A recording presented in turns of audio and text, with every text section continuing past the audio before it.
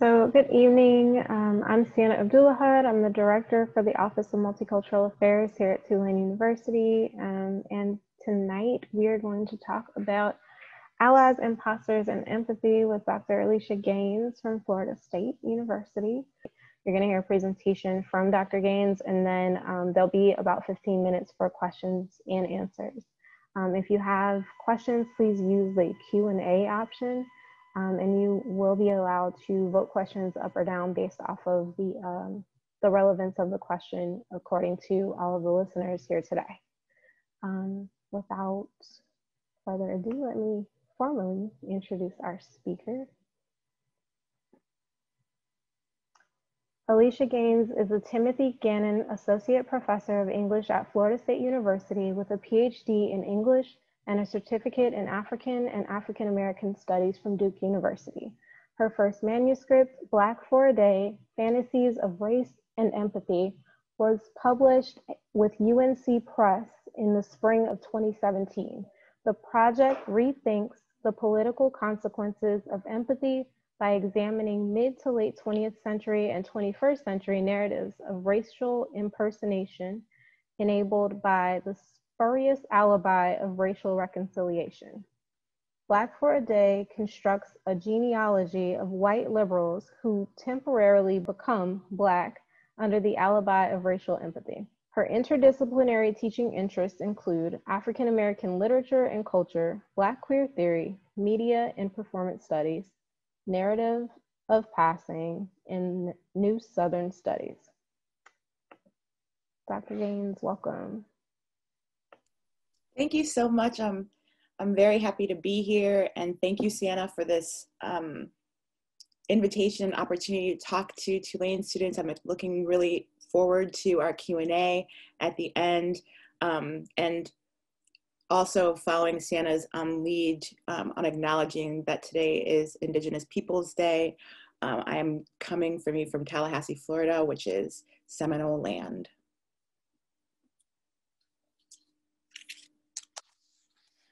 So the title of my talk today is Good White Folks, and I'm going to be sharing some slides. Bear with me, y'all. I am not good at technology. Backup PowerPoint is just go left eye, and I'm going to try my best to do things like and other things that wizard people know how to do. Part 1, Good White Folks. On May 25th, Derek Chauvin killed George Floyd on camera while his co-workers watched. I've never seen, nor do I ever hope to see, that 8-minute and 46-second video. I've been witness to enough Black death to last many lifetimes. Floyd's death, just like Eric Garner's before him, gave us the call to arms, I can't breathe. It's a gasping, desperate phrase, one Breonna Taylor didn't get a chance to utter since she was murdered in her sleep. It's a protest cry, horrifyingly perfect for the multiple pandemics robbing us of our breath. As Black folks vacillate between rage and grief in an all too familiar mourning cycle, some white folks, the ones who desperately want to be seen as good in this socio-political moment, and probably the same ones who pinned safety pins to their clothing and wore pussy hats in 2016, they joined a book club and texted their one Black friend that they were here for them. And let me make a quick public service announcement. Not all women have pussies. Okay. As good white folks read their way toward anti-racism and streamed The Help on Netflix, they also learned a new vocabulary: privilege, systemic, 1619, fragility, supremacy, and microaggressions. So since I'm not white, I'm not sure if the book club is actually over. Maybe someone can let me know during Q&A. But however, it is very clear that some of those same folks stopped reading to start taking up space, and in some very weird ways. As folks took to the streets at the insistence that Black life has matter and meaning, others took to the gram. Like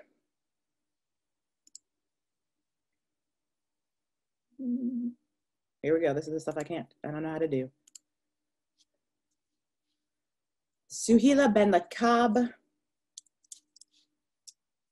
who's an Algerian artist who decided to share this cringy image. So with her dirty blonde hair piled up in a messy bun and a head wrap and donning large gold hoops, Suhila clasps one brown hand and one pale hand together in a demonstration of supposed global solidarity absolutely no one asked for. She painted half of herself in brown makeup, using a jagged line down the center of her body, as if she'd been sewn together, Frankenstein's monsters. Her newly hybrid body landscape, half Black woman, and yet still very much herself, attempts to visualize cross-racial empathy.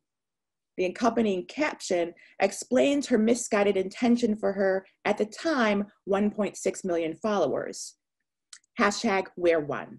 Just because we're Black on the outside doesn't mean that we're Black on the inside. Racist people, they're true Black heart ones. They are Black on the inside, though they do not know it. Critiques of this image are easy. Its clear associations with the long histories of blackface minstrelsy, which traffics both beyond US and UK geographies, her racist misuse of Black as a marker of moral shortcomings, as well as her appropriation of the pronoun we. It is an image using the aesthetics of Black womanhood and the spurious vocabulary of inclusion, mired in an egregious cultural appropriation. The body horror portrait prompts the questions, who is this for and how does this help? And my answer to those questions are clear. This helps no one, certainly not Black people. It's only a racist reminder that Black death can be visually transfigured into a new spectacle of appropriated Black pain. Foregoing hybridity, Lebanese singer-songwriter Tania Saleh took a photo of an unnamed Black woman from Pinterest and photoshopped herself onto and sort of into that now spectral Black woman's body from the shoulders up.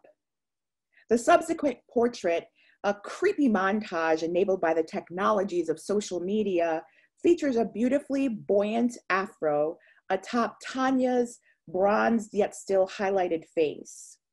Her chin rests on the ghosted Black woman's perfectly manicured hand, her gaze direct and nearly pensive. In the caption, she writes, "I wish I was Black, today more than ever, sending my love and full support to the people who demand equality and justice for all races anywhere in the world." So there it is, that haunting, presumptive, racial imaginative desire, I wish I was Black. What a strange thing to wish when being Black in this country since 1619 means unceasing vulnerability to state-sanctioned violence, dehumanization, and racial terror.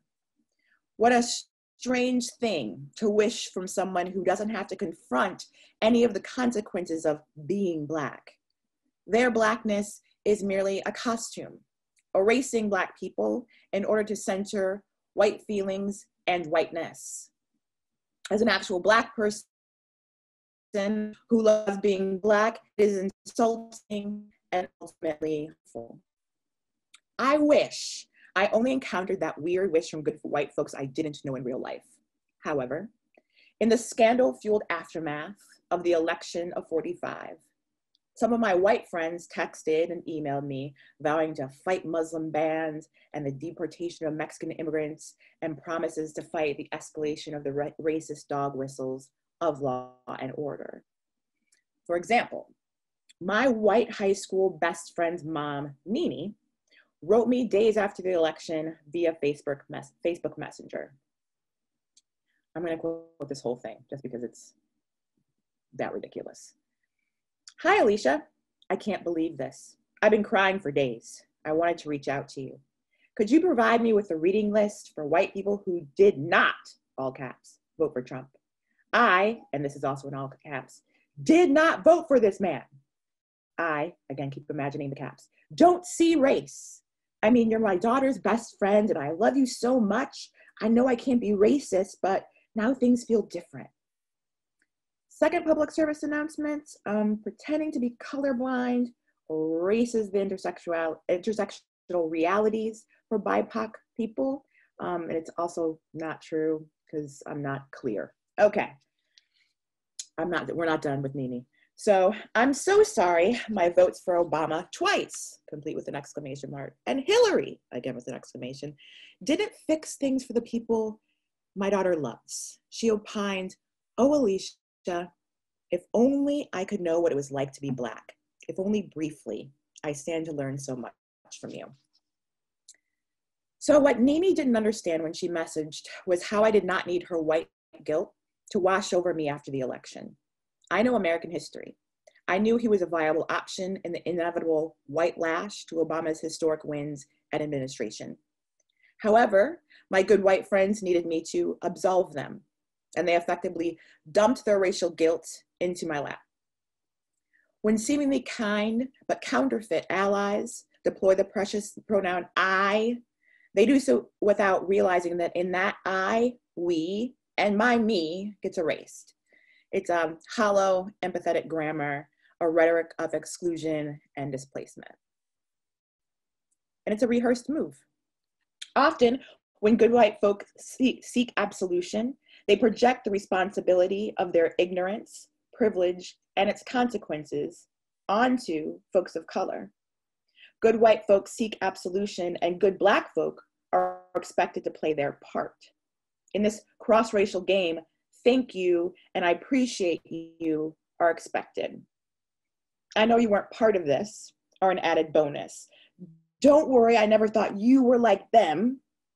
These comforting phrases expunge good white folk from the action of bad white folk. Read folks with tiki torches in 2017 and Karens and the Proud Boys in 2020. Unfortunately, comforting hugs, texts, and well wishes will not undo white supremacy. Neither will reading white fragility. Racism is an institutionalized system, and we can't just hug it out, though many have tried.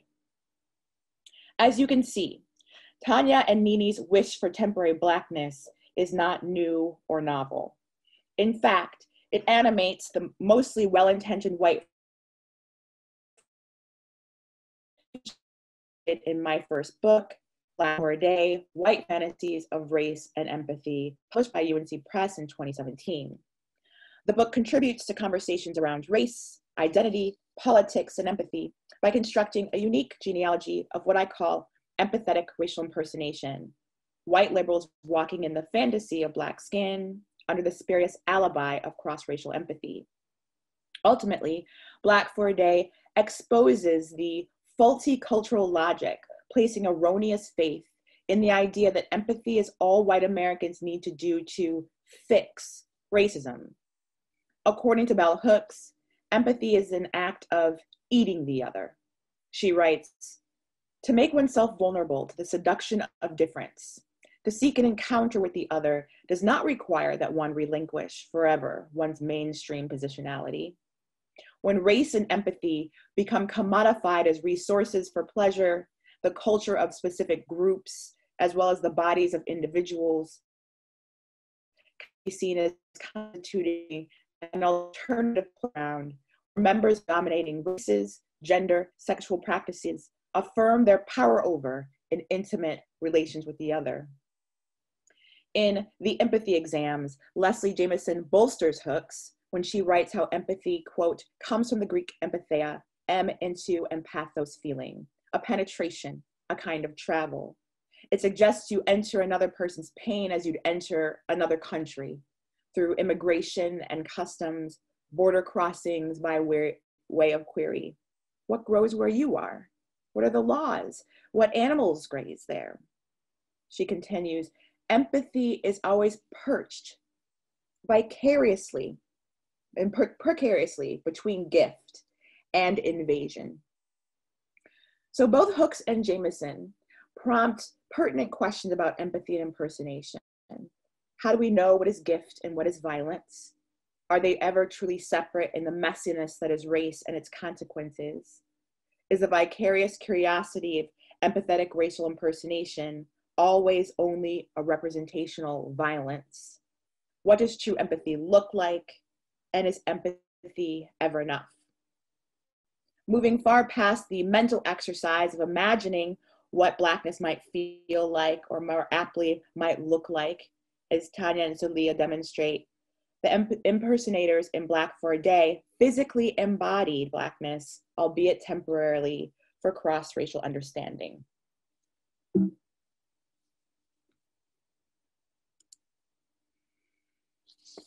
Part 2, empathetic racial impersonation.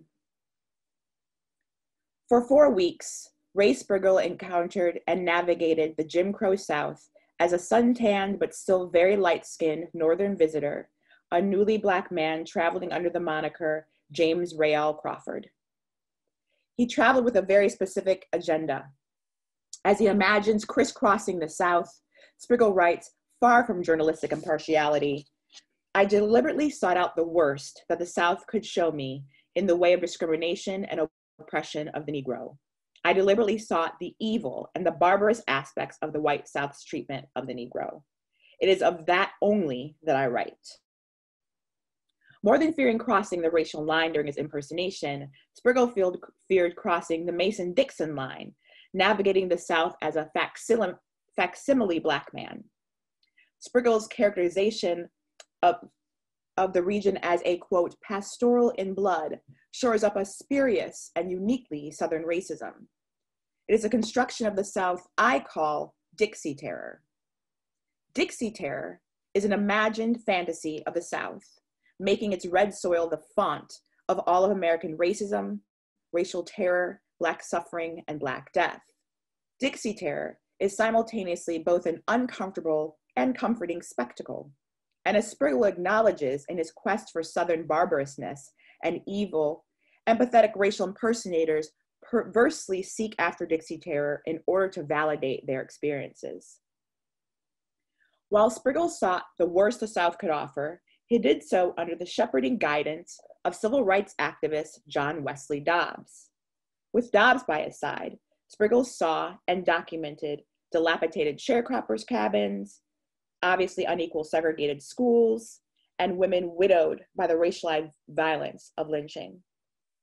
What he saw but did not experience informed his highly anticipated 21-part series of front-page articles for the Pittsburgh Post-Gazette, and his later widely panned 1949 memoir, In the Land of Jim Crow. In the annals of cross-racial empathy, Sprigle is largely ignored. I contend this happened for a few reasons. First off, despite a feverish campaign on his behalf, becoming Black James Crawford did not garner Sprigle another Pulitzer Prize or even a nomination. More importantly, before Sprigle boarded the segregated Jim Crow train to Washington, D.C., he knew it would be foolish to travel alone. As chaperone, Dobbs curated what Sprigle saw and experienced during his weeks as a Black man in the South. As he did so, Dobbs trained him to be what Sprigle would call a, quote, good nigger. Sprigle was given a list of do's and don'ts in how to properly navigate Jim Crow segregation. So although Sprigle met different types of Black folks and heard all manner of racial terror, all of those barbarous acts he anticipated were only heard secondhand. As a temporary Black man, Sprigle himself never experienced any Southern Dixie terror to corroborate his anticipated racial fears. However, although his 4 weeks as a good Black man sheltered him from what he claimed he wanted to experience, that did not stop him from making very sweeping generalizations about Blackness. He concluded, now I, a white man, and yes, he put white in quotes, know as well as any white man may what it means to be a Black man below the Mason-Dixon line. This knowing goes beyond the perspective of the witness. It is hubris, thwarting the intentionality of the ally. This hubris is the corrosive and seductive deception of empathetic racial impersonation. Sprigle's secondhand experience of a stymied bourgeois Blackness stands in place of the full spectrum of Black Southern life. However, he confuses Black epistemology, experience, and narrative authority with making a few new Black friends.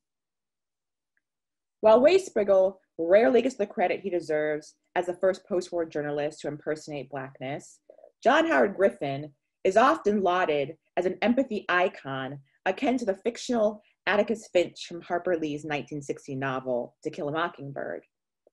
Griffin's still best-selling memoir, Black Like Me, is taught in junior high, high school, and university classrooms as an exemplar of cross-racial empathy. And I wish I could see y'all right now, because this is when I would probably ask if anyone had actually read Black Like Me in school. Sometimes it's taught in place of stories by real Black people. Born as a self-described kind and genteel white Southerner in 1920s Dallas, Texas, Griffin sutured his desire to experience empathetic racial impersonation with his devout Catholicism and disability. After losing his sight in a World War II injury, Griffin's decade-long temporary blindness bolstered the myth about his own racial objectivity. He claimed, like many of my white students at the beginning of the semester, a miraculous inability to see color, and therefore the complete incapacity to never be racist. Griffin suggested he was incapable of racism, ignoring how racism is institutional, and he became obsessed with the idea of racial impersonation as the only way a white man could know what Blackness felt like after working on a research project on Black suicide rates. Without ever acknowledging Sprigle, Griffin brought his supposedly groundbreaking idea to friend George Levitan, the owner of the Black periodical Sepia. In 1959, Levitan greenlit the project by approving a 6-part cover series for the magazine. Griffin, like Sprigle before him, decided to explore the South as a new Black man. Before vitiligo corrective treatments, topical stains, and a strong tanning lamp turned Griffin's face, hands, and torso brown, he fantasized his new Black persona, a man named Joseph Franklin, in private, unpublished journals. Becoming Franklin is part of his most closely held fears about empathetic racial impersonation. While Griffin publicly states he would not change my name at all and would merely change my pigmentation, the consequences of becoming Joseph haunted him and his psyche. Recalling the last conversation he had with his wife, Elizabeth, before his racial sojourn into Blackness, as he called, into oblivion, as he called Blackness.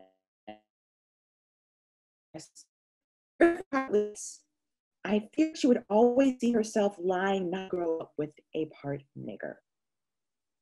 Griffin feared the imagined Black Joseph persona would overwhelm his 4 decades as White John, that this temporary empathetic racial impersonation would somehow undo his whiteness forever.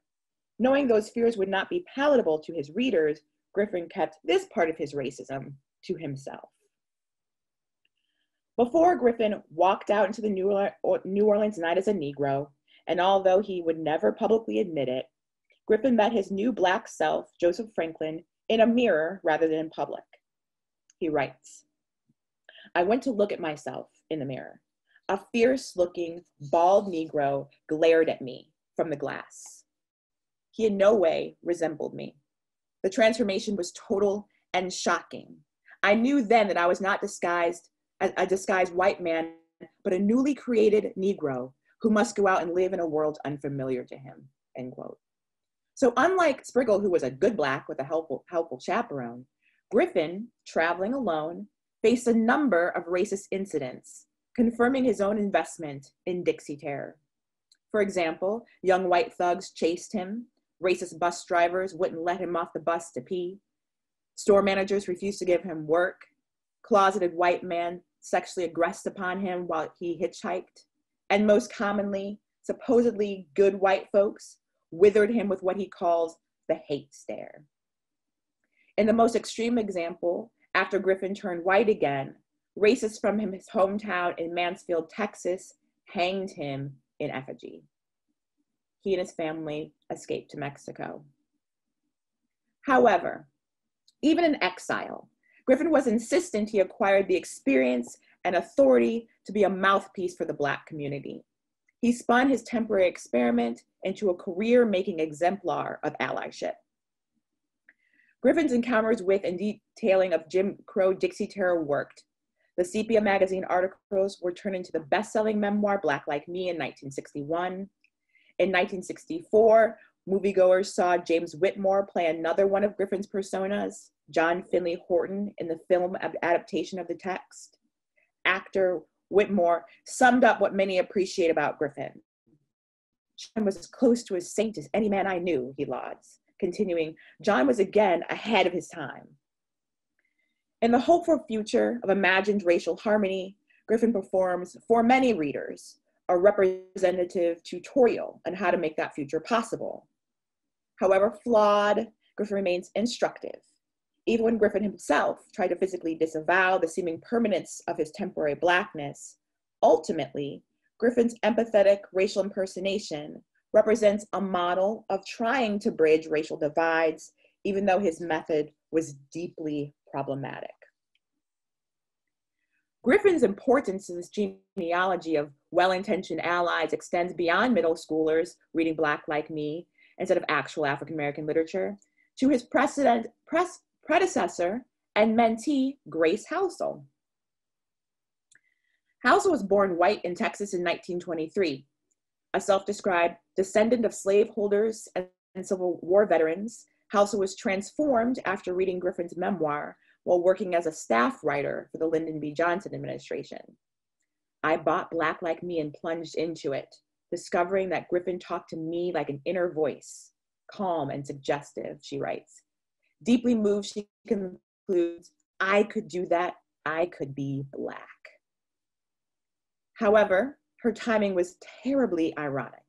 It was 1969. By 1969, Black separatists began to question and reject the place of white liberals in the civil rights movement, especially as that movement started to address issues beyond Southern segregation to include white supremacy, capitalism, and the US imperialism of the Vietnam War. Also, Stokely Carmichael had made strong articulations of Black power 3 years prior. Even still, after meeting Griffin and getting his approval for her impersonation, Halsell decided to become a Black woman first in Harlem and then in Mississippi. She initially imagined she would be Black for a year. She lasted 6 months. Halsell was not motivated by a desire to challenge the structural racial inequalities exposed by the era's growing tumult. She had no grand aims of easing the escalating tensions of the late 1960s. Instead, she chose Blackness to, quote, open my mind, my eyes, my pores to the dilemma of race in America and to share my experiences, selfishly suggesting, I need this experience, end quote. Mimicking Griffin, Halsell used his same doctors to racially change her own body landscape to embark on what Griffin calls a kind of lady, Black like me, in their private letters. Halsell took vitiligo corrective medication and baked herself caramel in the tropical suns of the Caribbean. Even before physically transforming herself Black, Halsell began learning how to perform Blackness by enrolling in what could be described as John Howard Griffin's correspondence course, what I call Empathetic Racial Impersonation 101. Responding to her queries on how to affect the identity in mind, Griffin offered this advice. I think the best thing is to keep the story as near the truth as possible. You must avoid giving the racists the material to discredit you later. They will love to put on that she went there, Mississippi, under false pretenses. While readying Halsell for her curtain call on the stage of Black life, Griffin was motivated by the gendered insight Halsell could bring to a white readership's understanding of Black America. After all, Halsell writes, Black Like Me was written by a man. I wondered if it were possible for a white woman to expose herself to that mind-deadening malady of second-class citizenship and report its effects. A dystopian and telling assumption about Blackness in general and Black white womanhood specifically. Halsell did not consult any Black women before temporarily becoming one. During Halsell's temporary Black womanhood, she confronts gendered racial terror while working as a Black domestic in the Wheeler home in Clarksdale, Mississippi. After a hurried Mrs. Wheeler ordered her to clean the commode, clean the tub, clean the floors, run the sweeper, do the washing and the ironing for the abysmally low daily wage of $3, Mr. Wheeler comes home and lures Halsell to an upstairs bedroom to rape her. Just gotta get me some Black pussy, Wheeler croaks. In this harrowing scene, Halsell's blackness triggers Wheeler's fantasy of the lascivious and available Jezebel. In the presence of her Black woman body, Wheeler performs an eager lecherousness, revealing his part in the well-rehearsed scripts, dictating the interactions between white men and Black women in the precarious space of the domestic. The violent consequences of Halsell's assumed Blackness expose the very real precariousness of Black women, particularly those working and living as domestics in the South. Rather than reveal the truth of her body, Halsell escapes back into whiteness after releasing herself from the grip of her attacker with the literal and symbolic force of bourgeois respectability, the family portrait above the bed, a portrait that undoubtedly witnessed Wheeler's other rapes and attempted sexual assaults. Halsell believes herself to be uniquely resistant, imbued with a legitimacy she assumes is lacking in Black women who have survived sexual violence and assault. Knowing she does not need the wages from her temporary domestic work, and also knowing her Blackness is only temporary, Halsell challenges her attempted rapist. As she taunts her perpetrator, she does so with a defiance she assumes most Black women in similar situations would not have the economic opportunity to display. Quote, traditionally, if the Negro woman wants to keep a job, she all too frequently has to submit to the white man's desires, end quote. Here and throughout her impersonation, Halsell constructs herself as uniquely resistant, creating a false history that obscures Black women, their stories, and their particular resistance to sexual violence. Positioning herself as someone who can speak for her darker sisters in her 1969 memoir, Soul Sister, and despite the fact that the book is often overshadowed by Black Like Me, Halsell continued to invest in the potential of empathetic racial impersonation. After Blackness, Halsell went on to become a Navajo woman, publishing Bessie Yellowhair in 1973. She then feigned non-citizenship and crossed the US-Mexico border multiple times as an undocumented Mexican migrant worker for the illegals in 1978. So in the interest of time, I'm actually gonna kind of fast forward a little bit here. And we're going to talk about the Black-White show, the show Black White, which premiered on Wednesday, March 8th, 2006. And it's advertised as a true conversation about race in the United States, the ultimate racial experiment, providing audiences the opportunity to watch empathetic racial before attempted. So this visual heroically kind of crossing the color line. The show featured two typical American families, the born Black Sparks, Brian, Renee, and son Nick, and the born white Wurgels, Bruno, Carmen, and daughter Rose, who become Black and white, respectively. For 6 weeks, the families not only performed versions of each otherness, but also lived together in Los Angeles, California, processing and discussing their experiences under the hyper-surveillance that is now a hallmark of reality television. What makes Black White so provocative, particularly for this genealogy, is its visuality. Unlike Sprigle, Griffin, Halsell, and even some in the Instagram or before, we can see the cast of the show's full transformation. The whole season is on DVD, and I warn you, it's really bad. So for an entire year, the cast and crew endured a grueling process of polymer head castings, repeated pigment tests on the skin, traditional methods of Hollywood cosmetics, such as prosthetic features, and stereotypically racialized hair. The transformations were so impressive to some, the makeup team won a 2006 Primetime Emmy Award for Outstanding Makeup for a Series Non-Prosthetic. Race is an experience of being performance and persona, but this tedious process reminds how in the domain of the visual, it is also imagined, constructed, and fashioned. So the rest of the show is pretty cringy. We've got moments, and it's just mired in stereotypes. We've got moments where the born white mom, she keeps buying dashikis and trying to use African-American vernacular English, and the born white dad in blackfaces, he's using the N-word all the time, and it's a mess. But then we get to Rose, who is supposedly the kind of liberal, that shows liberal heart. She is in a slam poetry group as a Black girl, and then has this realization, which I'll read from a bit. So I didn't feel like I was part of the group. Honest to God, I didn't feel like people are clicking with me. And I understand it, but like, I'm not Black. I'm not Black. You can't act Black. You just are Black. And I didn't understand that before this project, why people couldn't get along in ways. And I realized like you can have a Black best friend if you're white, but you meet in a middle ground.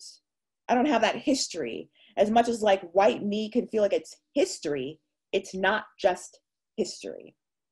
So unable to show the bird of impersonation, Rose actually comes out to her white poetry classmates in only the second show of the series. By the end of the show, the families hate each other. What's supposed to be sort of, if we can just be close to each other in intimate spaces, and that will help us get over race, which proved completely false. And it was a failure of an experiment. Part 3, stubborn allies. In the summer of 2015, a video went viral, starting the clock on a relentless 15 minutes of fame. During an interview with an ABC affiliate, Rachel Dolezal failed to answer a seemingly straightforward question from reporter Jeff Humphrey. Are you African American? Rachel paused for 3 very long, very agonizingly awkward seconds. Without answering, she walked away. In my book, I call Dolezal, with a nod to Halsell, the last soul sister. She's my frustrating conclusion to this genealogy, because before her, I could easily make the claim that empathetic racial impersonators always turned back white, that impersonation was always temporary, but not with Dolezal. As a white woman self-identifying as Black, Dolezal demonstrates how a well-versed liberal white woman attempts to renounce her biological claims to whiteness and white privilege under the alibis of good intentions, empathy, allyship, activism, and familial intimacy. Dolezal refuses the temporary Blackness of others in this genealogy, saying it's not a costume. It's not something that I can put on and take off anymore. During the social and mainstream media scandals Dolezal's racial outing inspired, Rachel left a racial wake in her path. Everyone scrambled to understand why a once blonde white woman would willingly abscond that identity to attempt impersonating Black womanhood. With limited racial imagination, many folks claimed no one would want to be Black. Think pieces rained down, podcasts hosted emergency episodes. It seemed everyone was trying to wrap their brains around a new racial theory, transracial identity, and folks were shook. The only person who seemed unfazed by all of the theoretical scrambling around race and identity was Dolezal herself. Though she has lost both employment and social standing to this day, Dolezal remains steadfast in her fake Blackness, as her Netflix documentary demonstrates. She insists, I always imagined myself Black. I drew myself with a brown crayon when I was young. I have Black sons. I am spiritually and instinctively Black. While Dolezal feels instinctively Black, I refuse to consider her transracial because its theorization so easily falls apart. Transracial is exclusively one directional, from Black to white. I'm sorry, from white to Black. And its illogics, Blackness becomes a space of racial play, performance, and affect, whereas whiteness does not. If a person of color felt an instinctive or spiritual connection to whiteness, that feeling would never fully guarantee the protection of white privilege. When the police stop a Black person, for example, an exclamation of, "Stop, I identify as white," would never be a viable alibi. Ultimately, Rachel Dolezal is the most American of white folks. In full Gatsby style, she maintains her assumed American birthright. That birthright allows her to declare, I have the right to self-identify. As a privileged white woman, she's right. However, even while donning her spray tan and very convincing wigs, weaves, and braids, Dolezal's rightness is the whitest thing ever. Part 4, Empathy Plus. Since writing Black for a Day, I now realize Black liberation cannot rely on either empathy or allyship. Allyship is performative and shallow. As we have seen in the aftermath of Breonna Taylor's murder, allyship often only traffics in the commodification of Black aesthetics and Black trauma in ways obscuring the complexity and nuance of Black life, its pains and its joys. We are more than hashtags and Black squares. We are more than reading lists and book clubs. Our survival requires, it demands, more than the appropriative consumption of our trauma for likes. Even so, and fully knowing this, over the summer, I began to purge my social medias. I give every one of my friends a test, although to be fair, they didn't know they were being tested. In the last few months, I scrolled their feeds searching and hoping for at least one post, just one, in solidarity with the lives of Black people during this racial reckoning. One post is a very low bar. And even so, many folks who supposedly love me, like me, and have known me for a long time failed. I unfriended childhood friends, folks I've gone on yoga retreats with, and the nice people in my neighborhood. It was painful, albeit necessary. Silence is no longer simply complicity, even though complicity is bad enough. But right now, my good white folks, silence is violence. So use your voice, even if it shakes when you do. As the Lord, Audrey, not Jesus, writes in her 1978 poem, A Litany for Survival, a prayerful balm for both BIPOC, queer folks, and those of us who sit at the intersection of those modalities. Quote, and when we speak, we are afraid our words will not be heard nor welcomed. But when we are silent, we are still afraid. So it is better to speak, remembering we were never meant to survive. Knowing we were never meant to survive, I like to acknowledge what has become everyone's most hated word in 2020, the unprecedentedness of this moment. We're in the middle of a global health crisis, what some historians are already calling the second civil rights movement, the naked reemergence of fascism, and the most contentious and potentially violent election cycle in recent American history. Survival is and must be our top collective priority. We're all experiencing this novel coronavirus for the very first time, and it is scary and overwhelming and has restricted and restructured our lives and sociality. However, not everything about this moment is new. This racism isn't new. This police brutality isn't new. Governments putting profit over people surely ain't new. Since 1619, Black folks in this country have long confronted the many attempts to take our lives. Since the nominal freedoms enacted by the Emancipation Proclamation and the 13th Amendment, many assumed we would die off without the supposed paternalism of the plantation system. We're still here. To my good white folks who claim you still want us to be here, that means confronting the people in your lives who still cleave to the promising lies of American capitalism and white supremacy. If you think you are good white folks, you have to emphatically denounce fascism, even if fascism is espoused by your brother, sister, mom, dad's partner, friends, and kids. We don't need allies. We need co-conspirators.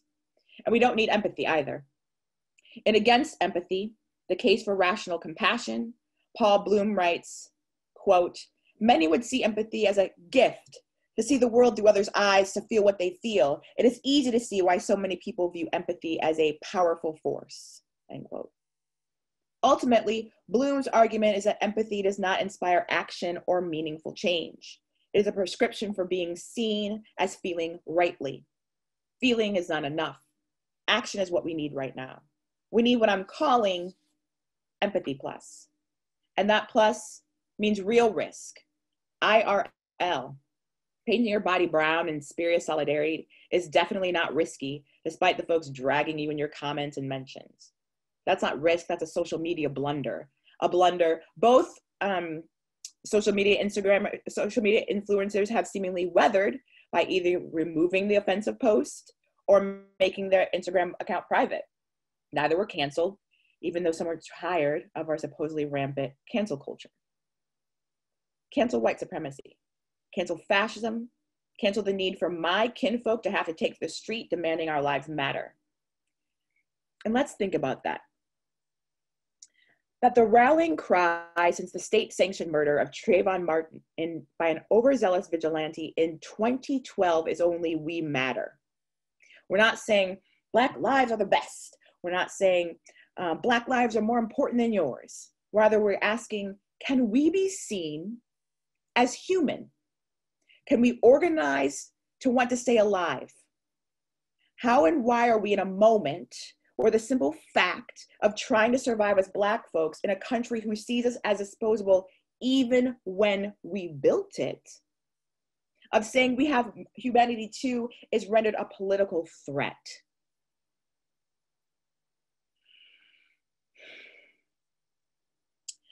Okay, I want to slow down here to acknowledge how, although this moment feels overwhelmingly out of control for so many of us, it is still ripe with potential. As Sean Crawley in Black Pentecostal Breath, The Aesthetics of Possibility, uses paradigms from Black studies to theorize the ways in which otherwise modes of existence can serve as disruptions against marginalization and violence.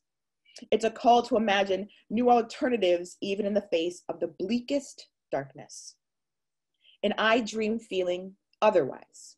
Crawley writes, what does it mean to have life within the folds and creases, within the ebbs and flows of otherwise possibilities? To sustain such a life is to be on edge, to be engaged in a constant unfolding, a ceaseless disruption as a way of life. What life emerges in and as otherwise possibilities? Otherwise is not a place we can reach. It cannot be grasped or held or contained. Otherwise is a practice. It's a way of life. Otherwise, like dream worlds, emerge to unsettle the seemingly settled theories of time and space. So when the walls begin to close in, and when you can't see anything but precarity, vulnerability, and danger, remember you can still imagine something new and different, and if you can dream it, it can be made manifest. As Saidiya Hartman said about the 215,000 people dead from COVID-19 in this country alone, nothing need be like this. Imagine otherwise. And for my good white folks, welcome to the full-throated struggle for Black liberation. Thank you.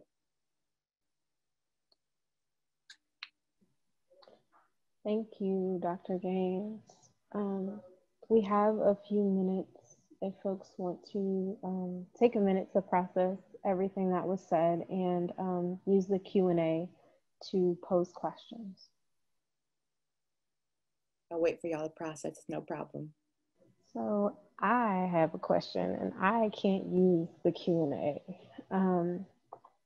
You mentioned in the third part, stubborn allies, and I'm very curious about some of what we've seen Khloe Kardashian do more recently in social media. Wait, what did she do recently? I don't keep up with the Kardashians. Well, I think she, I don't either.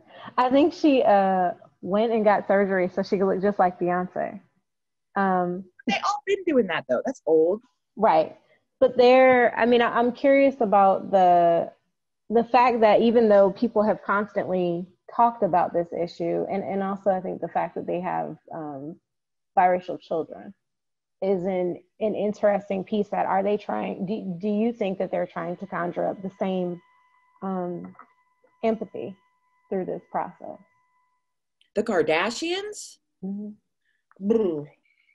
I think okay.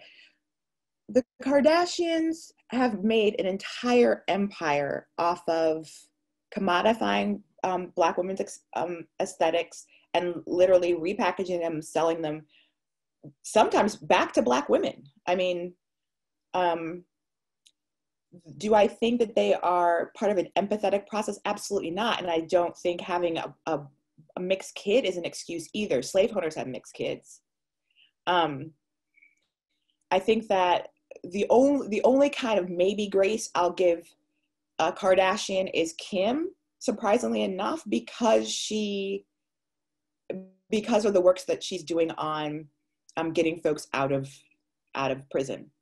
That is stuff that she's doing on the ground, and I can say that. But otherwise, the Kardashians just have made a name for making fashionable what Black women get penalized for.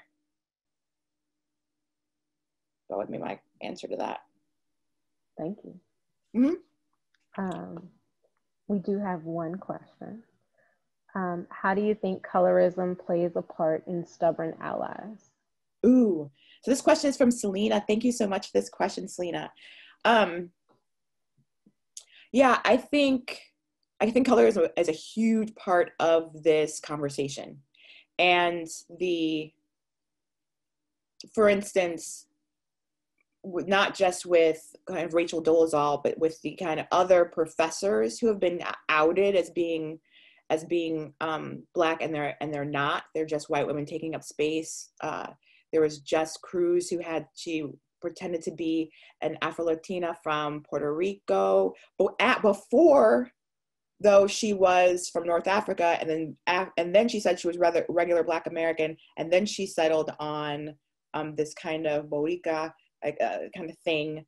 And yes, you can only get away with that when you think about how light-skinned folks can get pushed to the front of these conversations. And so I think white women who do this kind of stuff know that and take advantage of it. So yes, colorism, we can't have this conversation without colorism. So thank you so much. I think it was Selena who asked that question. Other questions? I have a question for y'all, but I don't know how you would answer it because I can't see it. I really do want to know if y'all still read John Howard Griffin in high school. Thank you, Ella. You've never heard or read or heard of the book. Good. Maybe people are waking up to the fact that it should only be read in a context that's completely critical. I have a question for Anonymous. From Anonymous. Do you think there's enough support among BIPOC groups for Black lives? I've heard some people fall back on, we are not racist, but we are also a minority. How do we better support each other among BIPOC community? Thank you, Anonymous. So a couple of things come to mind when I think about this question. Number one, we're not a monolith. We don't all think the same. I'm a prison abolitionist, for example. My partner isn't. Those are two different things, and two different ideas. So we're not all going to come together with the same ideas, and that's okay. The table is big enough for multiple insights and inputs. I do believe Zorna Hurston's quote, though, when she says, "Not all skin folk are my kinfolk," and sometimes we just have skin folks that are not kinfolk. Candace Owen is not kinfolk. Herman, well, rest in peace, Herman Cain. Ben Carson, Clarence Thomas. But I think that we need to be always thinking in the struggle for Black liberation about collectivities and solidarities. So even if we disagree, coming together, those points of connection. So coming together with and making different coalitions and solidarities all the time. We are never going to be free unless all of us are free and all of us are invested in freedom. And if you invest in Black liberation and the struggle and practice of that, it lifts everybody. If you lift up if you meet the needs of Black trans women in this country, it lifts all of us. So keeping that in mind is also helpful. But thank you for the question, Anonymous. The question from Jenny: how do you see college institution play into this idea of cross-racial empathy as a solution? What does it look like to challenge this? So I guess if I'm getting the question correctly, Jenny, you're asking, what does the academy have to do with this? And I think there's a couple of things here to think about. The academy is a corporation now. We have been completely corporatized, and we're seeing that play out right now. At my institution, with its racist mascot, we're playing football live, people in the stands, and without kind of thinking about our safety in this moment of these pandemics.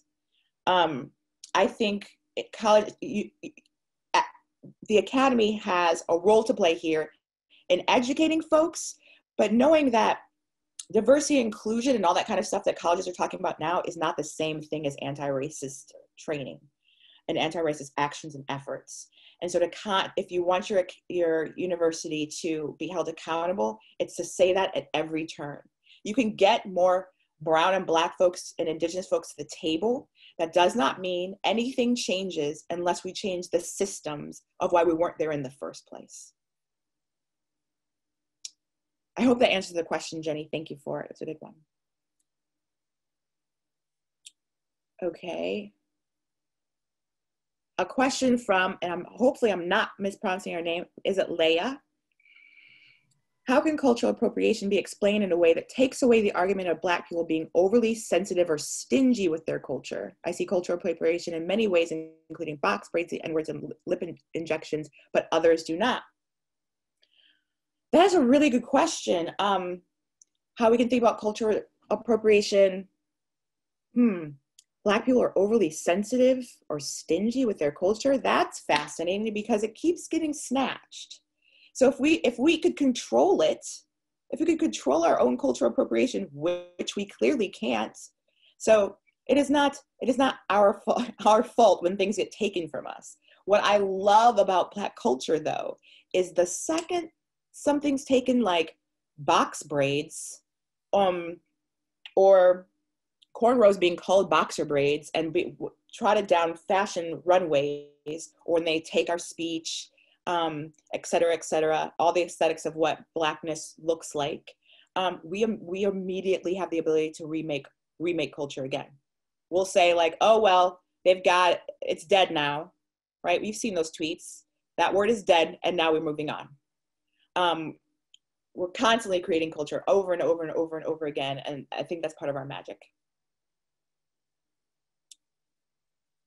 Anonymous asks, similar to Sienna's culture relating to pop culture, what do you think about Gen Zers adopting Black culture as their mainstream culture and not giving credit where credit is deserved? Social media aesthetics, white TikTokers using AAVE and getting famous from it, etc. Are they doing that? Okay, so I'm not on the TikTok, but that doesn't surprise me because here's the thing. White folks know that Blackness has a cachet and a coolness that they can capitalize on and monetize. So whether they're monetizing it in new ways because of social media, it's still a long, old, dusty process. So Gen Zers might be doing it in a different way. Well, we had a different word when I was growing up for those same kind of kids. So this is part of a longer history, and particularly of Blackness and Black culture being co-opted by youth as part of their mainstream culture because it's part rebellious. It feels rebellious to listen, and when I was growing up, to listen to hip hop. Now hip hop is mainstream and ubiquitous, but at one point Snoop Dogg was a really, really scary guy, and not the guy, baking cookies with Martha Stewart. Okay. we've got more questions. Selena asks, how can we, BIPOC people at a PWI, best confront and handle fake woke white passing people? Also, what's the best way to point out performative activism? Good question, Selena. I would say we don't have to be gentle with people doing harm in our communities. And so if you're fake woke and you know someone's doing this, call it out, name it. There's some saying about shaming the devil. Shame the devil. We shouldn't have to be reticent and hesitant in that when they are doing harm. I hope that answered the question. Again, I think Leia's question is actually being asked on behalf of Nikisha Gonzalez. Oh, okay. Great. Thank you, Leia, for passing on the question. Thank you, Nikisha, for the question I'm about to read. Can you explain how detrimental it is for white professors to speak and teach classes on BIPOC experiences in life? Interesting question and a good one. So I don't think it's always detrimental if that white professor, because I know folks who are white professors who teach African-American studies and who teach it responsibly when they acknowledge their positionality, when they acknowledge their privilege and do the work, and the work can be done because white folks can become anti-racist. It's just a matter of undoing. Now that's a special small section of white professors. With the majority of white professors who speak and teach it in classes, and they have they're just there to take up space, and they have no desire to be challenged on the fact that they're taking up space, to be challenged that they can't always be the authority on a particular issue. I think so.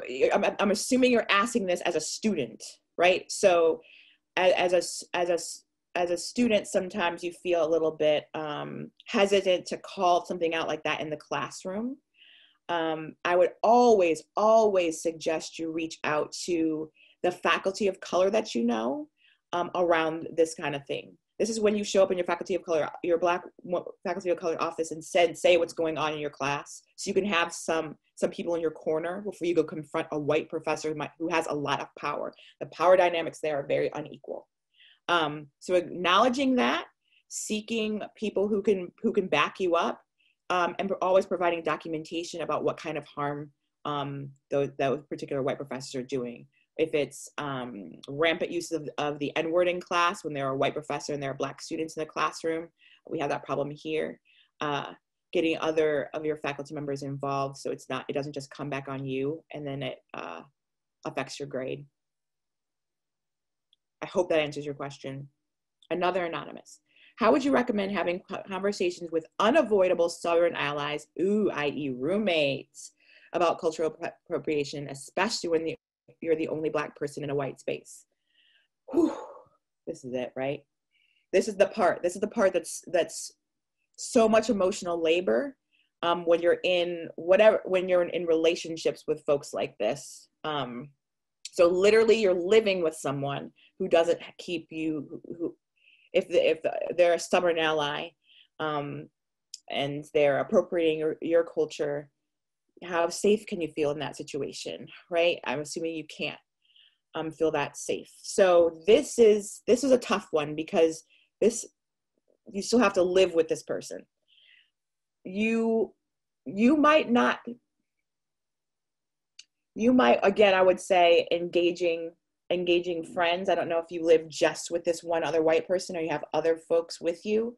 But if you have real anti-racist white folks in your corner to sort of, because here's the thing, other white folks should be checking each other. We shouldn't have to do this constantly.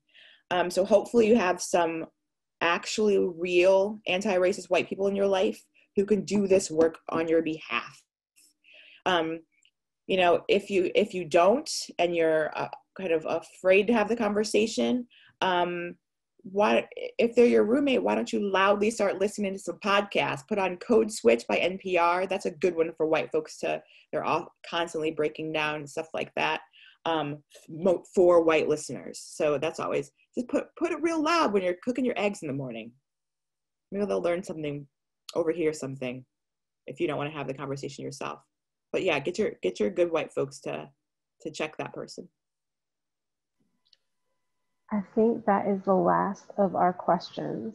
So thank you, Dr. Alisha Gaines, for joining us this evening. Thank you to everyone who has attended the event and stayed with us. We also will premiere a Faculty Fridays episode with myself and Dr. Gaines, discussing a little bit more about African American literature and other social justice related issues. So thank you again, Dr. Gaines. Have a good evening. Thank you so much. I really enjoyed it. And these were great questions. Thank you.